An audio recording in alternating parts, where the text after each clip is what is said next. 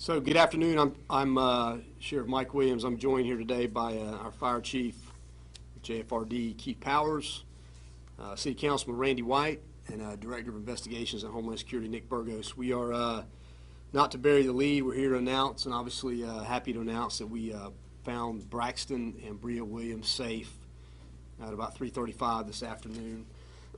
Combination of JSO personnel and urban search and rescue from JFRD located both children in a dense wooded area, probably about 400 meters or so into the wood line from their home. So they had made their way to a dilapidated pump house for shelter at some point in time, maybe yesterday or today.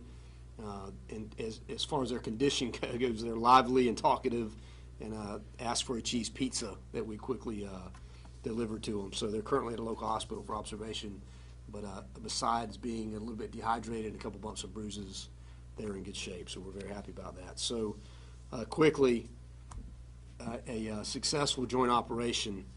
We had a lot of amazing work done by some great teams and good partnerships. FDLE, FBI, Florida Fish and Wildlife all played a big role for us. JTA, as you saw, delivering investigators to the scene for us. The National Center for Missing and Exploited Children. The White House Baptist Church, Paradise Village Mobile Home Park, the management team there was outstanding, and as always, a lot of support from the community. I do want to take a quick second and thank the media as well. You guys were out there with us from the very beginning, putting out those messages, and we appreciate it. It means a lot to have that level of cooperation. So one of the biggest partners, obviously, in that operation over the last couple of days was JFRD. And, you know, we're just talking about the level of partnership we have in this community. You don't see that in a lot of places, and it pays dividends for us day in and day out. This is just a very outward public example of that, and we couldn't have done it without them. So with that, I'll turn it over to our Fire Chief, Keith Powers, for a couple quick comments, and then if you guys have any questions, we'll do our best to try and answer those questions for you. Keith. Thank you, sir. Sheriff. I just want to, Sheriff covered pretty much everything, but I just want to reiterate the partnership that we have with the Sheriff's Office when things like this happen. We take our urban search and rescue personnel, combine them with the Sheriff's Office personnel, and it was 19 of them working together today that found that child. And, you know, this is a lot of times we don't have great outcomes and things, but this is a glorious day for the city that we were able to do this. But it goes to show you what the partnership, how it works, and how we can make a difference in people's lives. And the good thing is that family is fixing to have a wonderful Christmas. They just got the best Christmas present they'll ever get in their entire life. So, Sheriff, I thank you for what your men did. Yeah, absolutely. Same to you. And again, quickly, a big thank you from me to the men and women of JSO. I mean, from the very beginning, just relentless, you know, constantly pushing, you know, great effort across the board. So with that, we'll be able to answer a couple questions. Sheriff, you said they were in a dilapidated pump house. Were they believed to be there the whole time? Can you describe how you know, it's hard to tell right now. I mean, you're talking about some very dense, swampy, you know, water probably a couple feet deep in some spots area.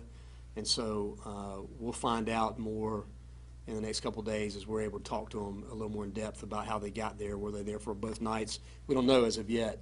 Did they appear trapped? No, not trapped at all. Do you believe they were alone the entire time? There's no reason to believe they weren't. So again, we'll know more once we have an opportunity to talk to them. So you believe they just wandered? We do. That was always that was the best case scenario for us, and it was the one that we put the most time and effort into, obviously. But as we got a couple of days into the operation, you know, you've got to give more time and attention to other scenarios, and that's where, you know, information about the car today. Other leads that we had gotten, we began to really dig and explore harder into some of those, all theories really at that point. But the original one and the one that, again, we put the most stock in is that they had wandered off. So was the car ever, is it ruled out now as a factor at all? Yeah, right now we've got no connect. You know, we had very limited information about that vehicle before. The guy playing the music, the SpongeBob music or children's music, and it was something we wanted to explore. It has played, you know, up to this point, unless we hear something different from the kids, no role at all in the disappearance. Their health, how are they? They seem to be in good health. I mean, they're at the hospital being examined right now, but Dehydrated? I'm sure a little bit dehydrated, again, bumps and bruises, but very talkative. You know, talked a lot to the JFRD personnel that carried them out. So, you know, again, best possible outcome. had that area been searched before, Sheriff? I don't think that we'd gotten to that point just yet. So we were, you know, again, very dense, very thick, Yeah, very swampy. Yeah, swampy water moccasins in that area? Oh, I'm sure. Yeah, all kind of stuff in the woods like that. So are we yeah. talking west or north of the trailer park where they were found? You said 400. Yeah, north of the trailer park. So yeah. that's the real wooded area. Yes, that's Was the it area an that we're area that focused on. you had been over already in the last couple days, or was this a new spot? So not on foot. I mean, obviously we had used some of the technology in that area and seen a lot of wildlife and that type of thing, but we had not seen them. So we'll dig into that a little bit. How did they communicate with you? Did they walk up to the rescue crews? Did the rescue crews spot them or hear them? Actually, one of the rescue team members heard a voice, thought was a child's voice, and so they fanned out and started looking and actually found them and heard them talking and found them in the Can you pump describe house. kind of how big that space is? That space, you mentioned the pump house, could you describe how small You know, that I is? didn't see it. Keith, did you see it? No, sir, I didn't. Yeah, No, sir, I I didn't see can't, it. yeah. They described it as being maybe a small fort or a old dilapidated pump house is how the rescuers described it. And there were a few of those out there in that area where kids had set up to play. I don't know if this was like that or not. Again, we'll know more in the next couple of days. So, You can get there on foot, though? yeah, we got that on foot. Is there gonna be any treatment for the firefighters and officers? Do they have like exposure or anything like that? No, I don't think so. I mean, they'll evaluate as they come back in, and if there is, they'll get what they need. But at this point, I haven't heard anything in terms of injury from Yeah, anybody. the part of our protocol that we do anytime we do a search like this, or is as we bring those crews back in, they're medically evaluated, their vital signs are taken, and we make sure that there's no injuries. Document that if they need treatment, we get them treatment. But everybody is evaluated as they come back in. When the children were found, what was their demeanor? Were they talking and happy? Were they exhausted? Can you explain that at all?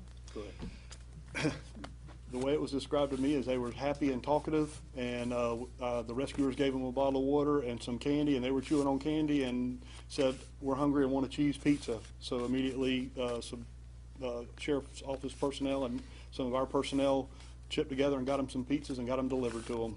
Sheriff, Have you, given everything we've been through recently, are you surprised by this outcome?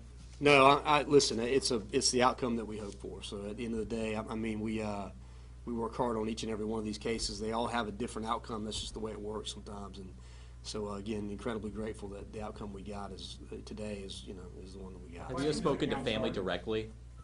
Have you spoken to family directly? So I have not. I know we transported the family to the hospital. I haven't had an opportunity to talk to them yet. Question for the councilman, can you speak to all the locals in his district who came out to help? There were a lot of them who were not involved with law Yeah, from day one, there was hundreds that was offering there, including White House Baptist Church has opened their doors, and that's where I believe all the policemen and firemen are now.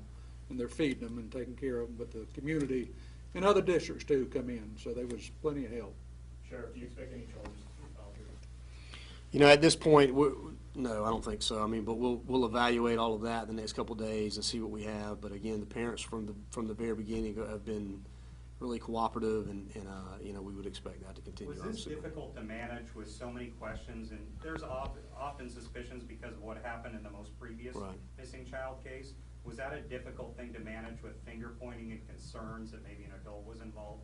So, again, all of these cases are different. So this was an incredibly different case than the one we dealt with just a few weeks ago. So you can very early on get that feel, or you have, again, some concrete facts or evidence that lead you to believe that, someone or a parent or whoever it is may be involved. And we didn't have any of that in this case. And so, we have people that work these cases a lot and talk to people all the time, interview them all the time. They have a good sense of that. And so, we felt like from the very beginning, cooperative, and as it turns out they were. With that, how are you feeling? Changed through the years, and because of those changes, do you attribute that to having success here, the use of social media, drones?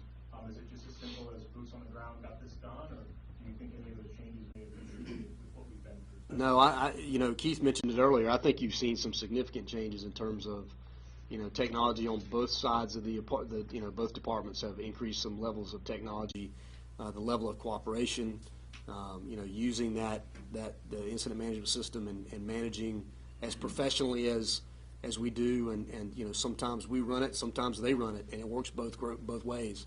And so that is an incredible benefit to this community to have, you know, these two departments working together, and it showed with this Can you incident. say why the cadaver dogs never noticed anything? Were they just not close enough? Are they limited in range? Well, it's hard to tell. So cadaver dogs may not have picked it up, but dogs in general, so may not have been in range. Again, we'll evaluate all that. You know, small kids, there's a lot of factors when it comes to that. So the canines are incredibly reliable, and they always, you know, typically are pretty successful. But we'll take a look at that and see, you know, why they weren't picked up and you know, in this operation. So.